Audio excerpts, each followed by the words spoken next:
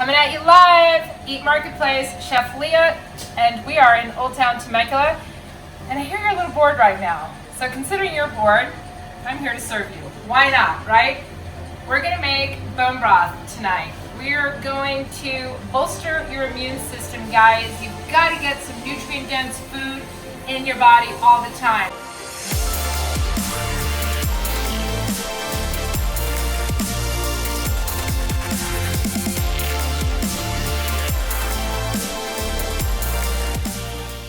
The great thing about this broth, you can drink it just like coffee or tea, right? You can have a hot cup 3 to 4 times a day. It's fantastic for you. So it's really important to know that you can use any cups. You can use a whole bird if you're stuck a little bit right now on a budget.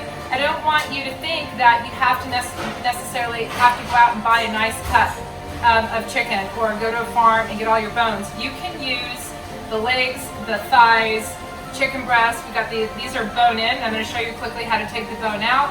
You can use feet, necks, you name it, because bone, you want all of that great collagen from your bones.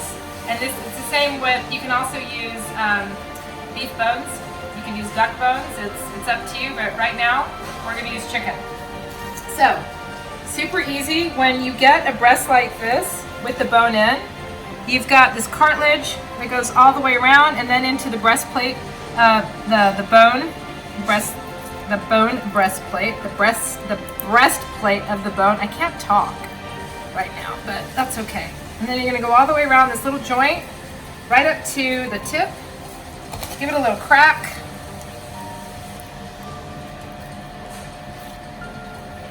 You see, just kind of butterfly that off because you don't really want to waste a lot of meat. The thing about this is the little meat bits are going to get into your broth, and you want that, right? So we got that baby off, and then you always just want to feel the top here and make sure all the bones are out. There's always this crazy little sharp bone right at the top that you can pull out or you can cut out, but you want to be really careful of that, right? Especially if you're going to feed any of this chicken to your pets. In all seriousness, you don't want to choke them. And then we're just going to take these fat bits off because we're going to roast them. I'm going to go ahead and take the chicken tender off. One more for good practice, right? Look at that. You see that bone right there? So I'm going to show you when we take this plate out here how to snap that out. So just take it all the way down. You can feel it with your finger where it's going to. Right? Be careful. Be careful where you're placing your fingers. Please wear gloves right now when you're cooking for other people, even your family. Because it's not nice to spread germs. And you see how that bone just pops out right there? Just give it a little bit of help all the way around. And then just cut that out. These bits. And then this bone right here. Wow, did you see how easy that was? That was crazy. It just comes right on out. And then we have another one that's hiding here. So I'm just gonna go ahead and take that piece out. Little surprise for Chef right now. Whatever. But look at how deep that bone goes. So you don't want that puppy to go down your throat. You don't want to let it get caught, get lost in your broth.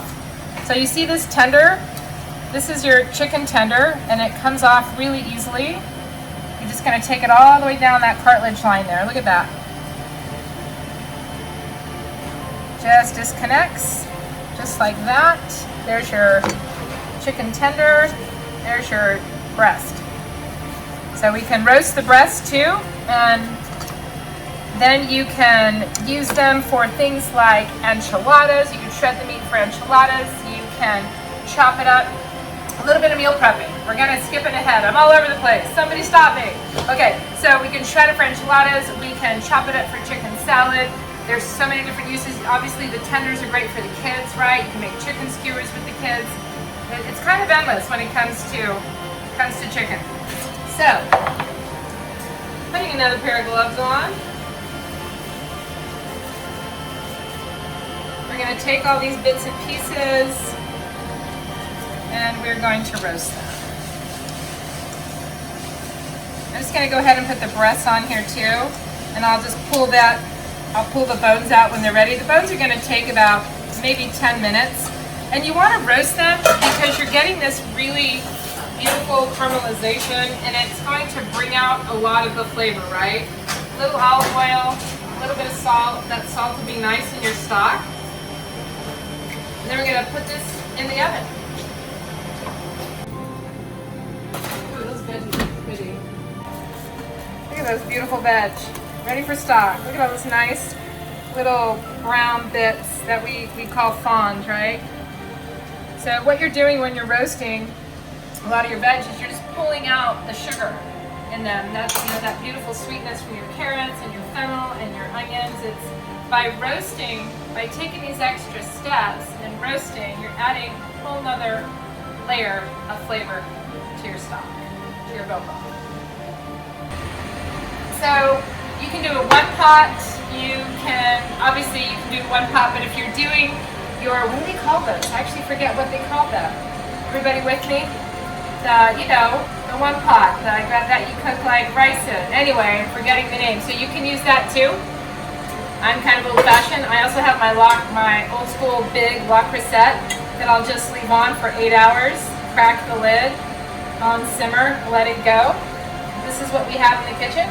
This is what we're gonna use. All right, so let's go ahead and get, oh, come on, look at all that. Get all this in here. So seriously, let's get all this off, and let's get it in this pot. So just take a spatula. You see all those beautiful bits and pieces? Look at that, that's like gold. You want all of this. You absolutely want good fats in your body. Now I'm gonna add all of our veggies. All these in here. It's actually cool enough.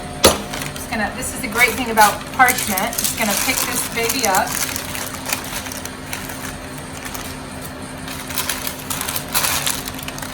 Drop it right in my pan.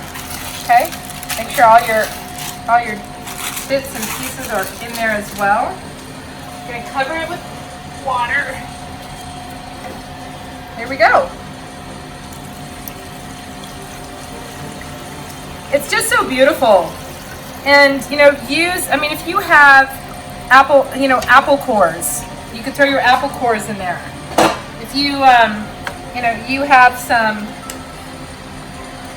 all your celery and your bits and pieces that you've been using throughout the week, for other meal prep, keep all that. You absolutely don't want to throw anything away. You can compost the bits and pieces that are just going to be bitter, but everything else can go into a stock. You can make a vegan stock. You can make a veggie stock. Obviously, your bone broth. I like to have and add all this nutritional value. I don't just use bones alone, but I hate to see food wasted. So please don't waste your food. Keep it for your stocks and your soups, and let's get this on a burner. So we're going to take it to a boil.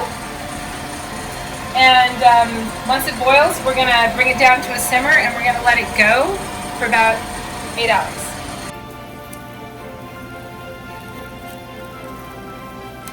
Okay, so I am adding some more water. The stock reduced about halfway, which is so brilliant. And we were really, when we do that, we're pulling out all that beautiful nutritional value. And I'm going to fill this all the way to the top again, and I'm going to let it go overnight, because the whole point is we want to bolster your immune system. We really want to get all this wonderful nutritional value from the veg, from all of the chicken in your body. It's so important, and we want you to be happy. And this is a great way to be happy. Cooking in the kitchen with your family, and also eating well. So thank you so much to Rancho Family Medical Group and to Visit Temecula Valley for all your support. We always love partnering with members of our community and getting the word out about how to stay healthy and fit through food. All right, over and out.